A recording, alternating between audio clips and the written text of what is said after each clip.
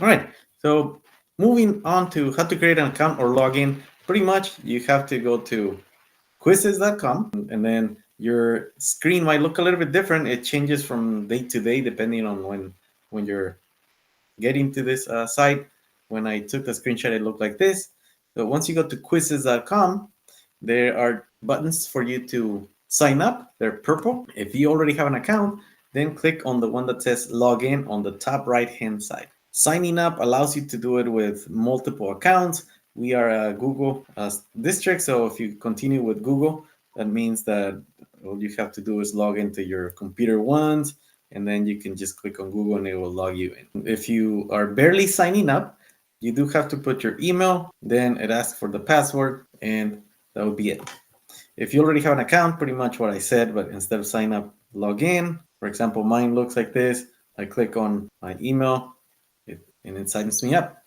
Now, any questions so far? If you are using the Salinas Union High School District account, you can see on the top left-hand side underneath your name, or, and this time when I took the screenshot on the other square, that this is a paid membership, so you get the more features than if you do the free version. So if you use your own email, not the one linked to the school, you wouldn't have all the features. And then if you work at a specific site, it's also mentioned there. Warning: if you sometimes you put quizizz.com and it takes you to the student account, just make sure that you type in /admin at the end if the account or the dashboard doesn't look like mine right now. All right, we're going to take a quiz. That way you experience the types of questions that are available. These are not all of them, otherwise the quiz would be too long, but we're going to be going over some of the new ones that are not in the quiz as well. Give me a second to start it off. But oops, sorry. Question? All right, I'm going to share the screen so that you see how you actually assign a quiz to the students. So this is the one I have. It tells you how many questions there are. It tells you what the questions, the answer is, the one with the green circle. You can hide that. Sometimes students are looking at your screen, and if you're unaware, you just reveal the answer to one of the questions. And then you can assign it for later as a homework, or the one that I'm going to do is start now. So I click on start now. This has changed quite a bit. I have students from summer right here, but it doesn't matter. You don't have to assign it to them. On the right hand side, it gives you all the information that you can toggle. So you can have extra time for questions if you want to use accommodation. So now it allows you to have accommodations for certain students. Like if you want them to use a calculator, a decimal calculator, reduce the number of answer choices. So for students with IEP, now Quizizz allows things that would make it easier for them. And you can see the ones that are available there as well. So if you have a class where students get nervous because they can see the leaderboard, like, oh, I'm last place, then you don't have to show that. If you are not interested in using accommodations, you can click on skip for now. It's on the top right hand side. I'm hovering the mouse over it. If you skip it, then you have the different modes that are available to you. The classic mode is the one I'm going to do. Then there's the mastery peak, and I'm showing the ones on the left hand side. The mastery peak is kind of like a game. You have the students make it to the top. You can have your own pace. You can have test mode where there's a lot less items that are available for students. You can put them as a team. So you select the number of teams available and how many people per team, etc. Or you can print the quizzes. You can do it on paper mode. On the right hand side, you're able to see that you can assign using multiple features. I usually just show the website and students type it in and type in the code. You can determine how many attempts the students have. If you limit it to one, they have to log in so you know exactly who's who. You're not guessing. Redemption questions allow them to get a second attempt at questions that they are wrong. If they get too many wrong, then it doesn't help them out as much. And then there's this strike and shield. Pretty much there are power ups that you can use to help students make and gamify the quiz and make it easier for them to get the 100%. Customize. You can have different items here. The redemption question that you can turn on and off. You have adaptive question mode. So students can decide, I'm going to skip question 3, and it gets placed at the end of the test. This part is if you're interested in showing the student if they got the right answer and what the answer is, just say yes or no, or don't say anything. I usually put it yes or no. You can show the answers after the activity. You can turn it on or off. Normally, I do it off because I use the same quiz for multiple periods. And these ones are self-explanatory. Shuffle question, answers. You can leave a timer there, turn it off. Name factory means that the students get some funny names that you're going to experience. You cannot change it. You can change to another funny name, but it's randomly selected. Power-ups. Students can click on live reactions. They'll be on the top of the screen, leaderboards, etc. Then once you are done, like, okay, that's what I like, you click on start. And this is what the students would see. If you could go to joinmyquiz.com and enter the join code, then we can start in a bit. Also, if you have any questions on anything I said, please let me know. While some of you guys join, there are themes that you can have for the background. They have some music. The bottom ones are premium. We do have access to them because the district paid for the membership. You can mute the sound. You can have reactions. You can make it full screen. And this part, I'm not going to use it right now, but you can have hints by Quizizz AI. I like to check them out before I give the hint for the students and to see if they're I'm not giving too much information. One thing I like about Quizizz is that it is self-paced, unlike Kahoot. So if you have a student that needs more time or the student came in late, they can join in late and they would start. The questions are randomly selected, but the student would be able to complete all of them without any penalty. If you look at the top of the screen, there's this target looking blue and white, and then there's this emoji that is falling asleep. Students like to do that a lot.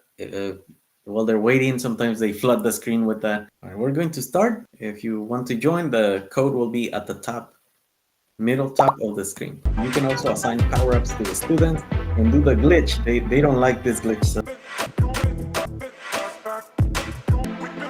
if you look at my screen, the number means how many you had correctly. So that is your highest number without getting anything wrong. If you get something wrong, then the number restarts.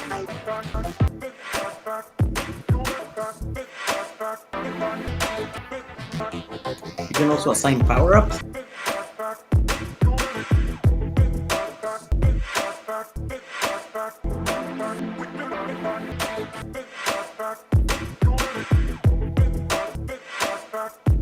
Okay, I'm going to stop it in about 20 seconds. If you're done, you can see on the screen the leadership board. I like the fact that the names are anonymous. Because students that didn't do well, they don't have to worry about others knowing unless they tell them what the correct their name was. If you want to know, you can just hover over and it would say the name of the person that got that score. You can also limit it to the top 5 only if you don't want the other ones to show up. You can, instead of showing the leaderboard, you can show the questions. It gives you more detail, how many correct, so number 1, 9 correct. If you're incorrect, the average time was 11 seconds. It has a lot of information that is given to you on the spot. All right, I'm going to end it. Oh, by the way, you can pause because you have a district one. If you click on end, just in case you accidentally clicked on it, it gives you, oh, are you sure you want to end the game? In this case, yes, I'm sure. Immediately it gives the podium and the little guide right there. You can always customize it. So as students take more quizzes, they get some money and they get to customize their guide with the different hats, different backpacks, clothing, etc. So once you end it, this is how it looks. Before I go on, are there any questions that you might have? Okay, so here's the average, of course, the class accuracy. Replay, you can review the questions one by one. You can assign it as practice so students can do it for homework. Here's the color coding. Correct is green, incorrect is red, and so on. Instead of seeing the correctness, you can always click on this part right here where it says show time taken, and it would tell you how much each student took on each question. If you see a question that is supposed to take 2 minutes and they took 10 seconds, well, they probably guessed, especially if it's a math. On the left-hand side, it tells you the accuracy. I don't really go for the score. I tell the students the score is for their speed and accuracy. If they want to beat their friends, I go for accuracy only. Then you're in this screen, just in case you ended it and left it on this screen accidentally, the names are still anonymous unless you hover over. Once you click exit, that's when you're able to see the names of the students, the report, etc. So now, any questions before we move on to showing you how to create your own quizzes? The screen that you're currently seeing is the dashboard. On the left-hand side, these are the options that are available. Reports would allow you to go back and see what they had, accuracy, etc. So those are all ones that I have. If you are in the dashboard, you can also go to my library. This will show you the ones that you own or you have created, or you can create a new one. Right now, I'm going to show you how to create a new one. So create, you click on that button, and since there are many options, you can hover over them. So if you have assessment, it tells you on the right-hand side there are more than 10 types of questions, gives you some of them, just like a sneak peek. And then if you click on it, it will give you more information about each one of them. There's the lesson, pretty much like a presentation, but you can embed questions in it, interactive. There are videos. The one that I'll show right now would be on the assessment. So I'm going to click on the assessment, and these are the type of questions that you're, or the type of documents that you're allowed to use. So you can have your own questions already pre-made, and just click on it and you can import them into Quizizz. You can create one from scratch. You can generate with AI from different locations. You can see a sneak peek there. I'm going to show you create from scratch right now. So click on that one, and these are the type of questions that are available. If you will change your mind, on the left-hand side, you can always change to import worksheets, generate with AI, etc. And many of these you've already seen in the quizzes that you took. If you hover over them, it gives you on the right-hand side how they would look. So you can have multiple selections or multiple choice with one selection, fill in the blank, etc. This would mean that you would create it from scratch. So if you click on it, you have to create everything yourself. If you want to save time, there's this search bar. You click here, any topic that you want, and it will give you options of questions that people have already created. So I started a quiz. I'm going to switch to this other tab for one question that I found in the library. Let's say you're interested in finding flags or the topic mathematics. Let's see, Pythagorean theorem gives you all on the middle. It tells you all the quizzes that are available for you, all the public quizzes. So if you click on a quiz, let's say the top one, on the right-hand side, it shows you the 14 questions. If you like all of them, then you click on add all 14 questions. If you're interested on only some of them, you can go and add individual ones. So let's say I only want the first one, add questions, and it gets added to the quiz. So if you look on the left-hand side right here, now the question that I clicked on is available there. Let's say that's the only question I like on that presentation. I move on to the next one, right? Pythagorean theorem. Here's our side A. On the right triangle is always the longest side, right? I'm going to add that question. And then you can add for multiple topics. So it doesn't have to be just Pythagorean theorem. It could be flags. Right, here are the flags. You can add any questions that you want. Once you have them in your quiz, you can also change what type of questions there are. So right now, all of them are multiple choice. The bottom one is true false, which is multiple choice with 2 answers. You don't have to stick with what's available there. You can always change it to something else. So let's say I want to change number 2. I click on edit, and it takes me to this screen. You can change the picture if you want to add a new triangle for a different period. You can change your answers. The most you can have is 5 answers. The least you can have is true false. So it would be 2 answers for this type of question. The one with the green check mark is the correct answer. Right now, at the bottom, it's a single correct answer, so it would only be 1. Multiple correct would allow you to choose multiple answers. Like if you have a different languages in a country, which are the languages that are spoken in this country? You could select more than one. If you like this question, this picture, but you don't want a multiple choice, you can always go on the top left-hand side, and using the drop-down menu here, you can use all of these ones right here. Sometimes if you see a lot, that could be it's not available for this question, or it could be that it's the premium, which we do have the premium. You can add formulas, equations, everything into the problem. So you're not limited to just a fraction that doesn't look like a good fraction. You are able to use a lot more stuff. If you are interested in having this one be worth 1 point, you can have 1 point, or you can have all the way to 20. You can change the time that you allow per question. You can start from 5 seconds all the way to 15 minutes, as you can see. And if you really want to go all in, you can add the standards that each question would correspond to. And once you're done, you save question. Any questions that you might have at this point? All right, great. So now the new thing is AI. If you look right here, there's an AI button. If you click on it, it gives you options of what you can do. You can convert this to have fewer options, drag and drop, drop down, match.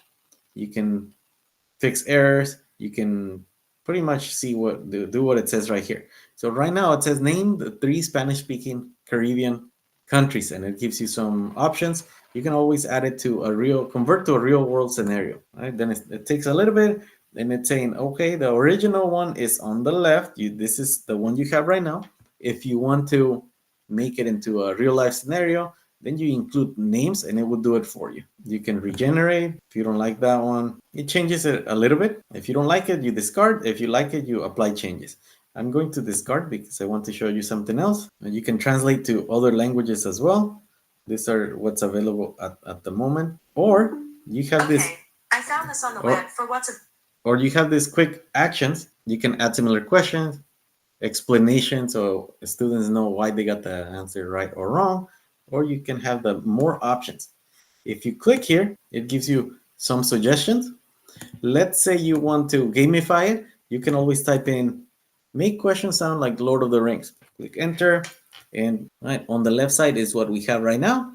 On the right-hand side, it gives you more of kind of like Lord of the Ring themes. I haven't tried everything, so I don't know exactly what's available, but I know that one is very common. This is multiple choice, and it does it for all of them. So as you can see, it did it for the top one. It did it for the one with the Pythagorean theorem. It does it for the last one as well. So if you're interested in gamify a little bit, it's an option for you. You can always click it off if you're not interested. All right. Any questions? Since we don't learn as much by just listening to someone and seeing someone click, you might want to experience it yourself. So the next part of the session will be you get to create your own, perhaps one for day one or your first unit, and I'll be here in the background to answer any questions that you might have.